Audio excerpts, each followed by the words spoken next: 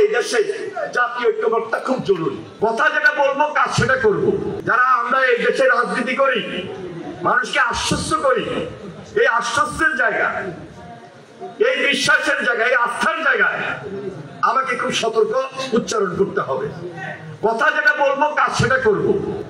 মাইকে শুধু বলে গেলাম, চাপাবাজি করে গেলাম, কাজের মধ্যে সেটা ফুটিয়ে তুললাম না, কর্মের মধ্যে সেটা করলাম না, তাহলে এই রাজনীতিবিদ, এই সম্পাদক, এই প্রকাশক তাহলে ডাবল স্ট্যান্ডার্ড হয়ে যাবে।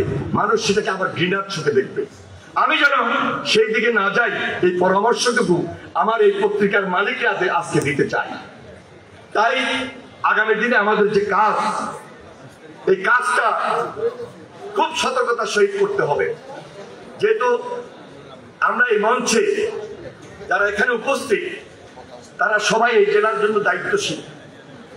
আমরা অত্যাচারিত হয়েছি, নির্যাতিত হয়েছি, ফ্যাসিস্ট দ্বারা আমরা আক্রান্তের শিকার হয়েছি, জেলে গিয়েছি, গুম খুন, সর্বশেষ শিশু বাচ্চারা পর্যন্ত হেলিকপ্টার থেকে গুলিবর্ষণের শিকার হয়েছে। এরপরও 5 তারিখের আগে এবং 5 তারিখের পরে মানুষ চিন্তা করবে যে এখন থেকে আমরা যারা রাষ্ট্র পরিচালনা করতে চাই, আমরা যারা আস্থার জায়গা আছি, আমরা যারা বিশ্বাসের জায়গা আছি, আমরা যারা এই মঞ্চে আছি, সরকারি দল হোক আর নির্বাচনের মাধ্যমে বিরোধী দল হোক, অথবা জাতীয় ঐক্যমত্যের সরকারের মধ্য দিয়ে দেশ পরিচালনা করতে চাই 31 দফার মধ্য দিয়ে মাধ্যমে, দায়িত্বশীল আমাদেরকে খুব বেশি বেশি হতে হবে। সেটা লক্ষ্মীপুরের প্রচার ক্ষেত্রে হোক, লক্ষ্মীপুরের যে কোনো ডেভেলপমেন্ট ওয়ার্কের ক্ষেত্রে হোক, লক্ষ্মীপুরের যে কোনো শিক্ষা প্রতিষ্ঠানের ক্ষেত্রে হোক, যেটা আমাদের আমির সাহেব বলেছেন, এই দাবিগুলো লক্ষ্মীপুরের জন্য খুব বেশি লক্ষণীয়, খুব বেশি প্রয়োজন। সেটাকেও যদি টার্গেটে পৌঁছাইতে হয়, তাহলে এই দেশে জাতীয় ঐক্যমত্যটা খুব জরুরি। জাতীয় ঐক্যমত লক্ষ্মীপুরে যদি করতে পারি, ইনশাআল্লাহ আমার দৃঢ় বিশ্বাস জাতীয়ভাবে করতে সক্ষম হব। কারণ আপনার পার্টিকে আপনি পরামর্শ দিবেন, আমার পার্টিকে আমি পরামর্শ দিব।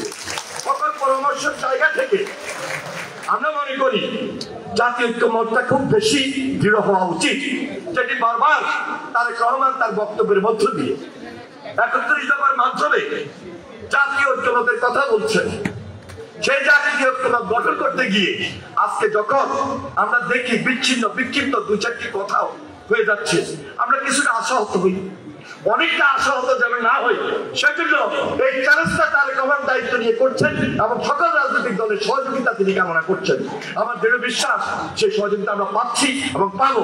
কিছুটা বিচ্ছুতি, কিছুটা বিক্ষিপ্ত সে আলোচনা হলেও শেষ পর্যন্ত এক মঞ্চে থাকবো, শেষ পর্যন্ত ঐক্যে থাকবো এবং জাতীয় ঐক্যমতের মধ্য দিয়ে লক্ষ্মীপুরটা যেমন গড়বো, বাংলাদেশটাকেও বিনির্মাণ করবো এবং বাংলাদেশটাকেও সুন্দরভাবে গড়বো।